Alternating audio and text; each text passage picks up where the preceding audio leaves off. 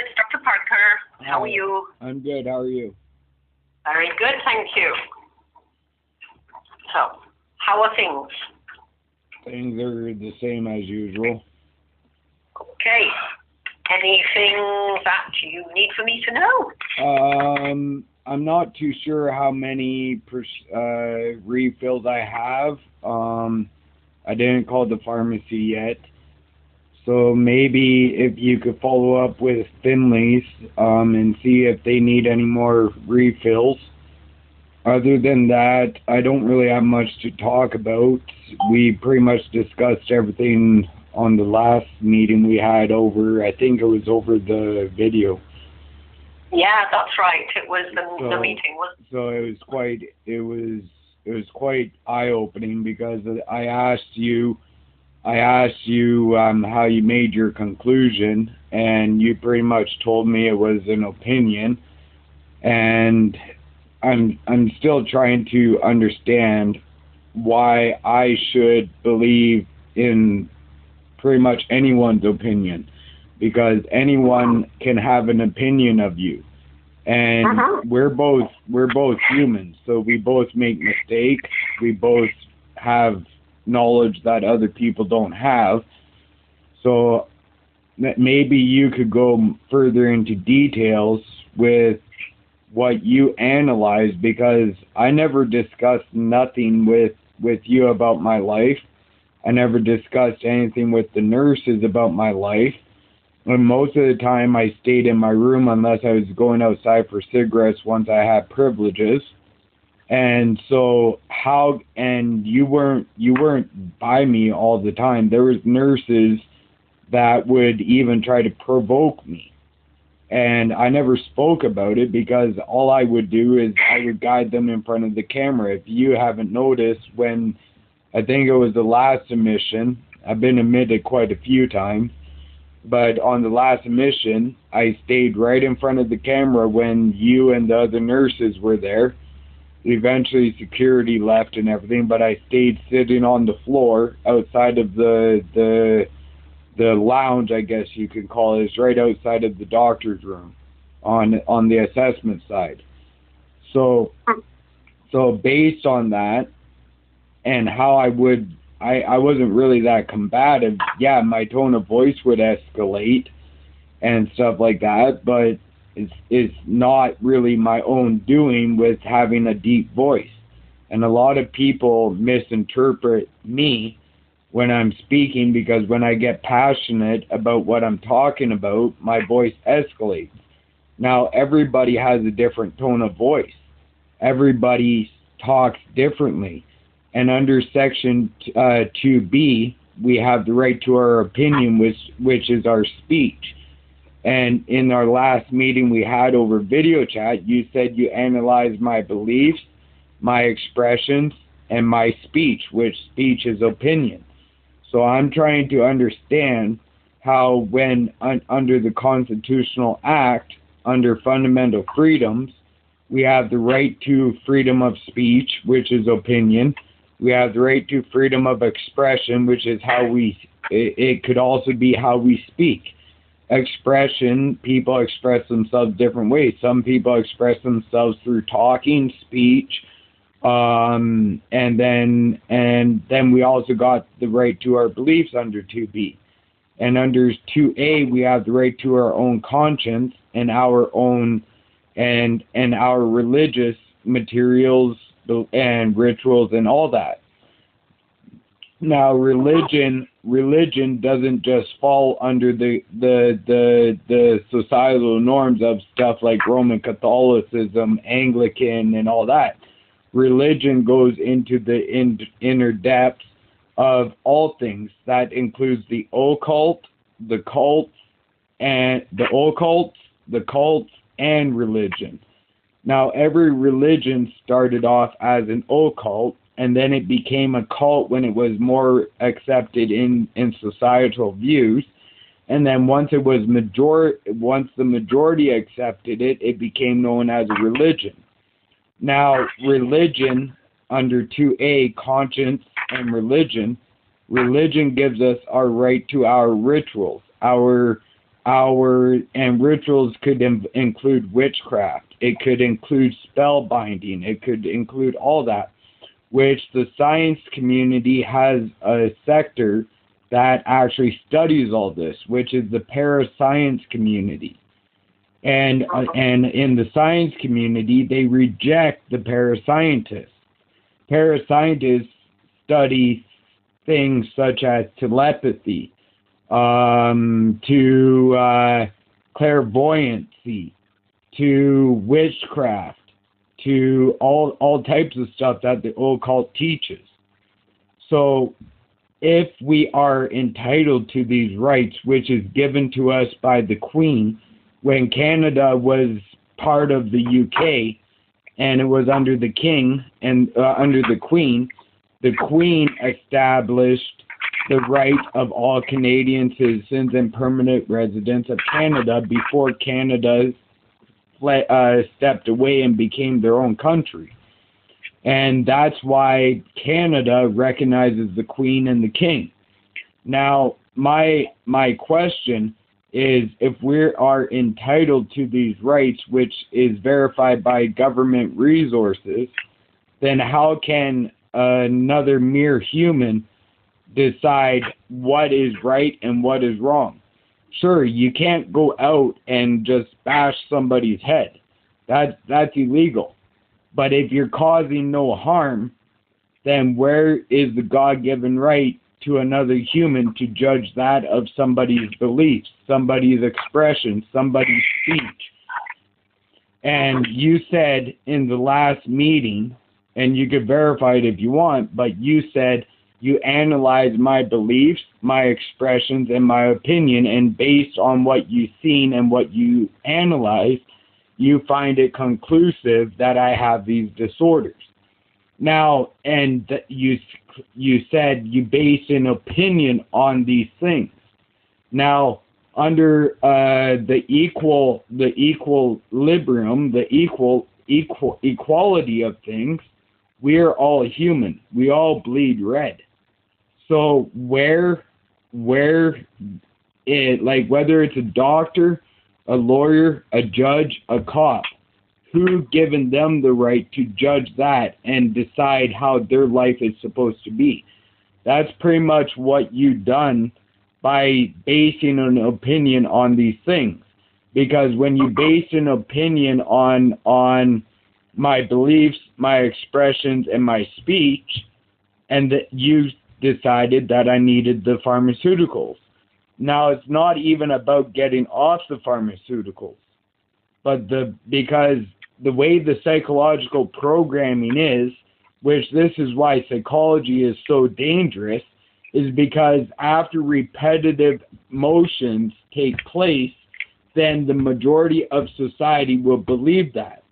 And somebody with a doctor's credentials, like a psychiatrist or a medical doctor or a cop or a judge, normally they don't get questioned due to their ranking, because it goes into kind of like what is it called? It's like there's the wolves and the bears, for example. The wolves is their own outfit, the bears are their own outfit. Or in human life, you got the king. The king stays with the royals. And then you got the doctors who stick with the doctors. I forget, it's like the food chain. That's what I was trying to get at. It's like the food chain. You got the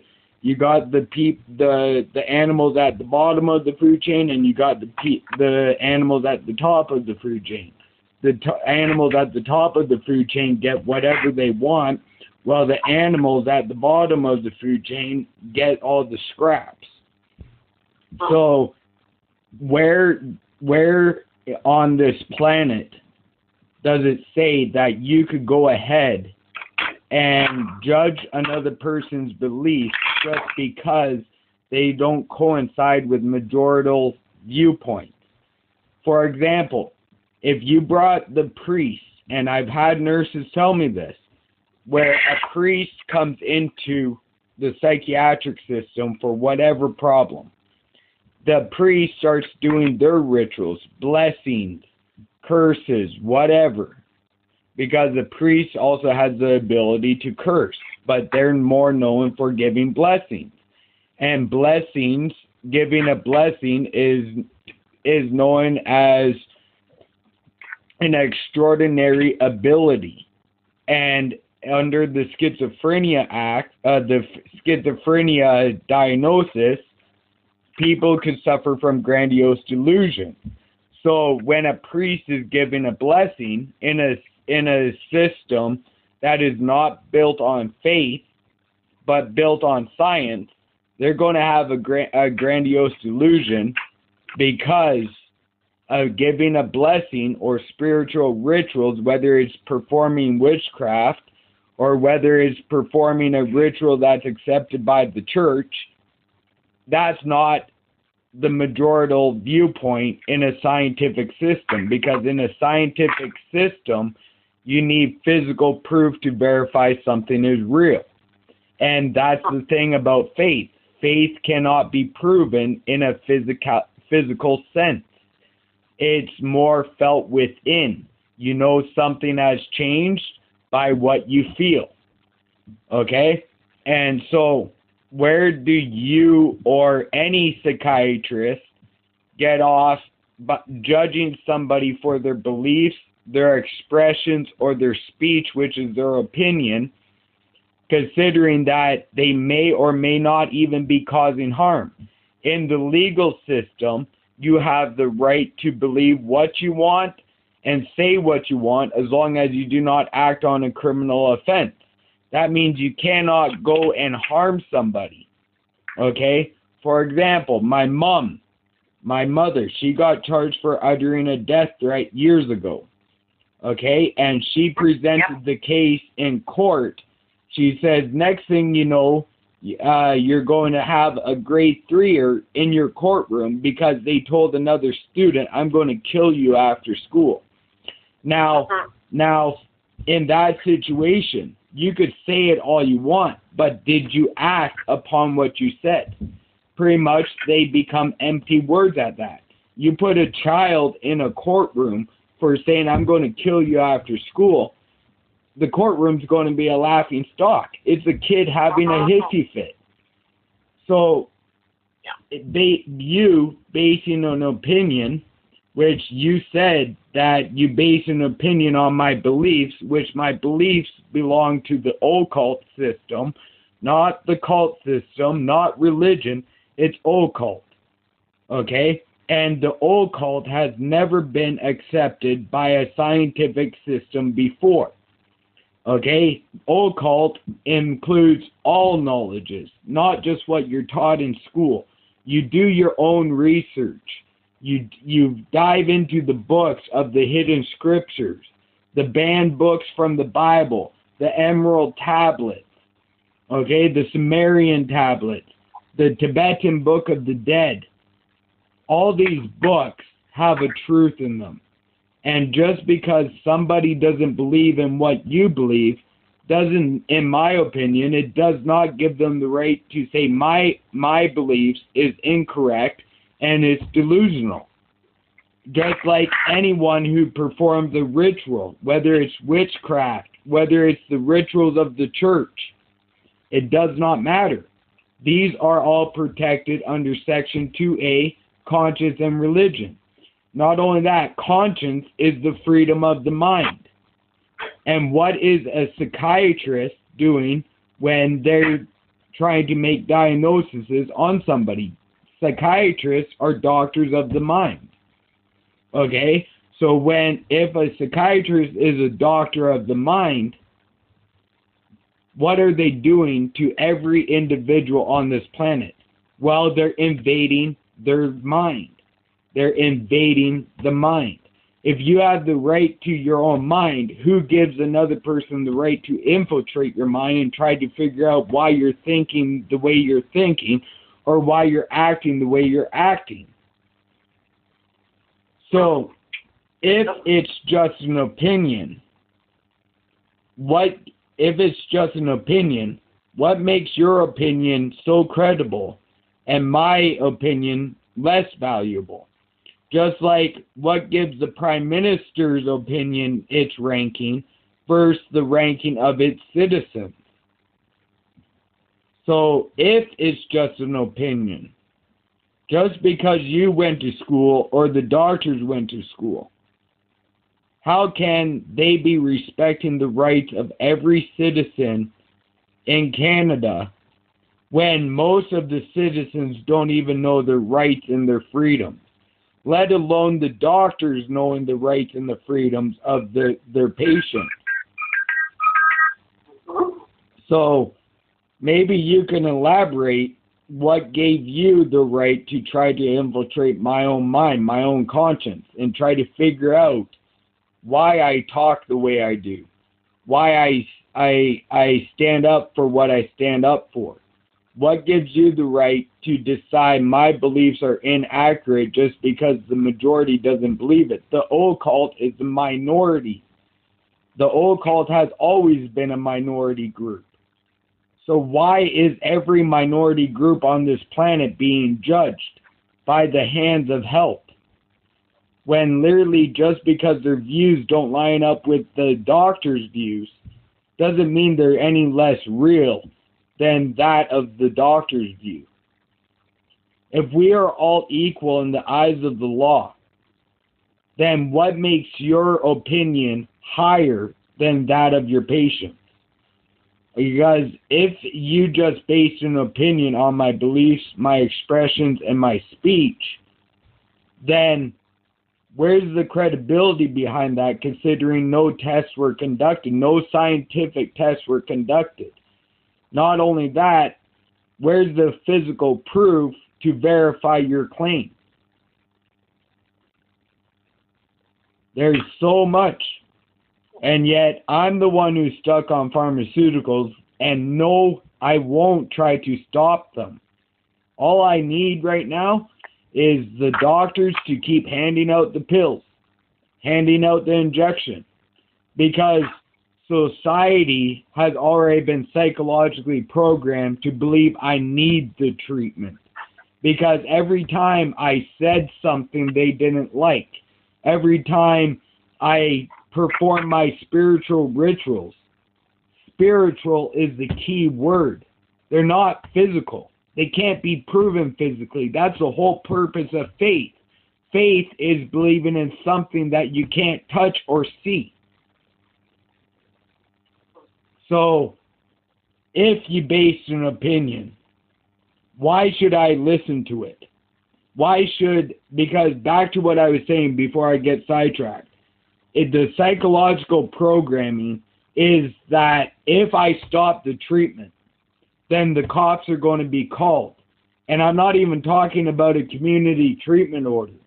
Because since day one, from forensics till now, because I've never been in a psychiatric system until forensics. So from forensics until this very point, I've been analyzing the system. Whether it seems delusional or not, you analyze us, I have every right to analyze the system you work in. And the way the pattern showed, whether I was on a community treatment order or not, if I stopped the medication, it was an immediate call by somebody to the police, and then the police send me to the psych, and I'm back on the pharmaceuticals. And because of that, society is so psychologically programmed to believe that he's doing so well because of the treatment. He's doing so well because of the doctors, because of the system. But that's not the case at all. Some people endure pain to a certain extent where it gives them a whole 360 change. And that's because they don't want to endure that again. It's known as the school of hard knocks. And some people, when they go through the school of hard knocks, their personality changes. Because they don't want to live that life no more. But society now, in my life, pertaining to me, every time I stop the treatment, because I wasn't acting the way society wanted me to act, because I didn't have the characteristics that society wanted me to be, because I didn't conform to the societal ways of the majority. They called the police. I was in the hospital, back on pharmaceuticals. So I got to that point after my last admission. I said, I'm just going to take them. It's not that I'm joining you guys. It's the fact that society won't be able to use medication as an excuse again. Because if I take the pharmaceuticals, what excuse are they going to have? They can't use the excuse of not being treated by pharmaceuticals. It's a big psychological game. And the psychology that was used pertaining to my life is what the psychological department calls dark psychology. Okay. So, my question to you is, what gave you the right to try to infiltrate my mind and try to figure out how my mind works? And what gave you the right to judge my beliefs, to judge my speech, to judge my expressions? If we are all equal, then that judgment you place on my beliefs, my expressions, my opinions, and all that you judge me on will also be counted judgment on you. And that's the whole thing about the law of karma. Because under God's eyes, whatever you call it, the scientific community, they call it energy. They believe in energy. They believe we are energy vortices. Everyone calls God a different thing.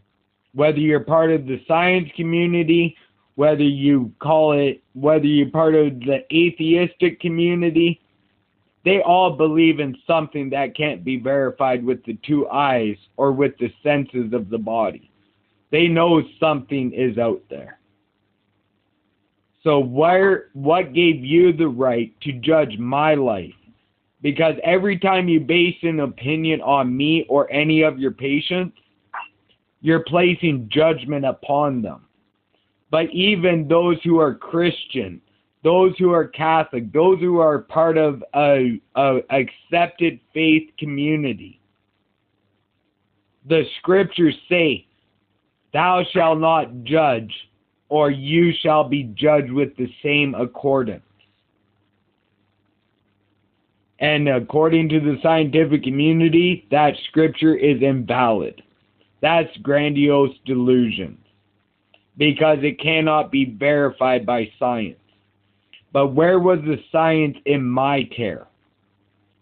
Where was the science in my care? And if you want to use science, then I request that I get tested for traumatic brain injury. Traumatic brain injury is a diagnosis that can be verified with science because it shows the damages to the brain. And in the scientific community, if the brain is damaged, then that means it could cause certain reactions from the person. So such as flared up aggression. Random flared up aggression is one symptom of traumatic brain injury. Traumatic brain injury is a physical ailment to the body. And I've had many injuries to my body, including the head, especially the head. But you did not even want to test for traumatic brain injury. You said there is no test. I don't believe any tests are necessary because I analyze your beliefs, your expressions, and your speech. And based on what I studied, I came to the opinion and conclusion that you have the disorder you have. But how can you come to those conclusions while respecting the rights of all Canadians and permanent residents of Canada?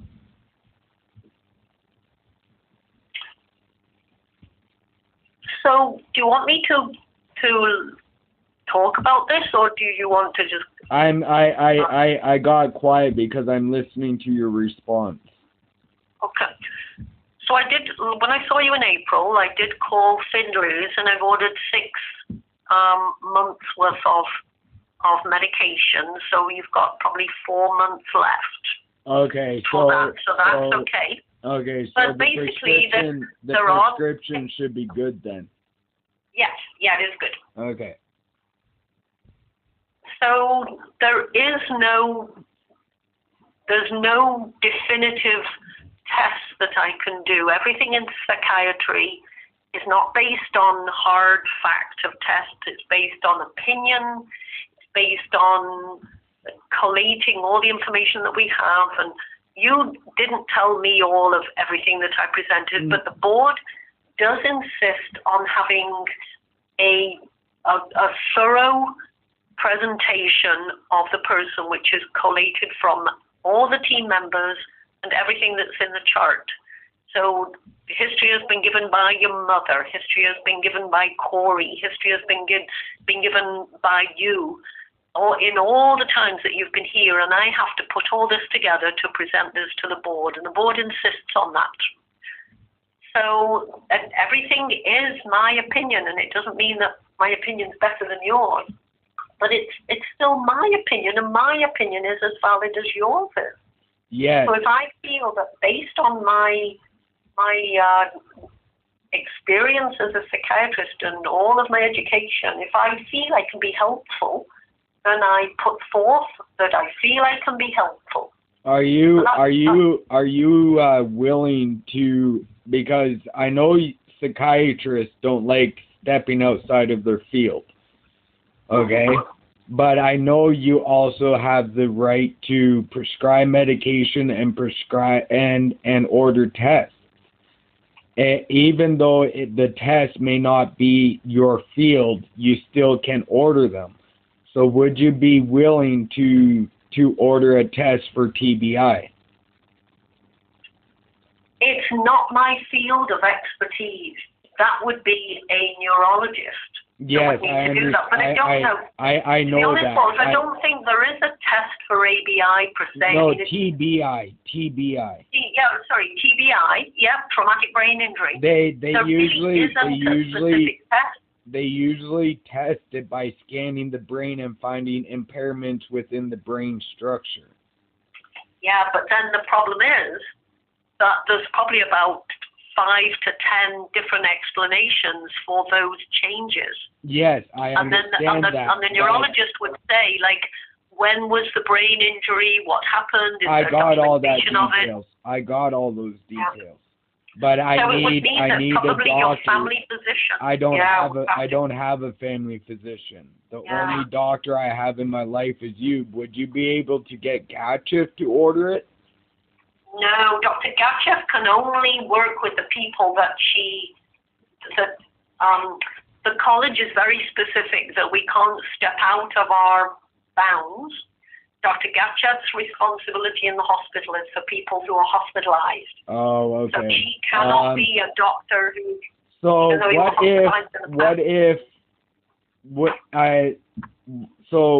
you're saying that the CPSO says you can't step outside of your field then? Yeah, exactly. So I don't suspect... because I've had bats to my head. I've had rocks slingshot in the back of my skull. I had my dad hit me over the head with a steel spade and shovel. I've had many injuries to my head. Yeah. And I've even had a dog bite my head when I was living in Gogama. I had a dog clamp onto my head, and where the dog's tooth went in, it actually got the cyst. And I got most of the cysts out now. I haven't went up to emerge. I couldn't go to the one Gatchif ordered because I couldn't make it to North Bay to get the cyst removed. But it was right where the dog tooth was, and I got an indent. And that happened about 3 years ago. And the rock that hit my head, because it was slingshotted at me when I was on Connaught, the military base in Ottawa, and they tried bringing me to sick kids in Chio, and they couldn't help me, so I went to the military hospital in Ottawa.